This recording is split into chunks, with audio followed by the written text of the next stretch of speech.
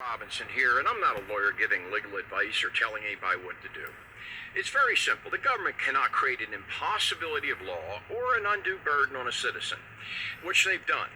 Now, here's the deal, okay? If a judge orders you to walk on water, you don't even have to try to obey the order because it's physically impossible. But let's say they put a burden on you. What is contempt of court? It's anything you do to keep the court from functioning. And if a judge doesn't like your motions or questions and threatens you with contempt of court, he's violated your rights. Now, they do it on a regular basis, but I think it's time to stand up. So very simply, here's how I live my life from now on. This phone under the Fifth Amendment is my protected property. You cannot force it into use for your benefit without a emergency order from the president. Now, in times of emergency. So, since you guys can't control the hacking to keep your website, and I can't control the hacking to use my stuff and have to reload my computer every week and do a network reset on my phone, if I use my personal property and say a phone call to find out how a law is applied or whatever that the government's required to give me, well, there's not going to be 7 calls back where I'm waiting all day and have to be available to that person. I don't work for you, motherfucker. You work for me. So, I call your government agency one time. I will not go onto your websites that don't work.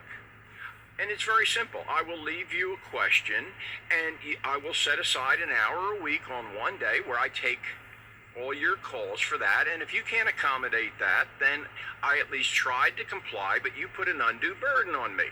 You see, I'm not required to be at your beck and call. Okay, real simple. So to the IRS, okay, if anybody knows how our tax system for the federal government was set up, they understand you can't tax wages because I'm trading my time. And if somebody gives me a marker, your legal tender, gold, silver, any property I may accept that I think somebody else will accept, so they will give me their time in product or service, you can't tax that. But if you do think you have a law, all you have to do is publicly put it out there on 12/31/23, or I won't even take your calls anymore. And if you think I owe you some money, well, feel free to come get it.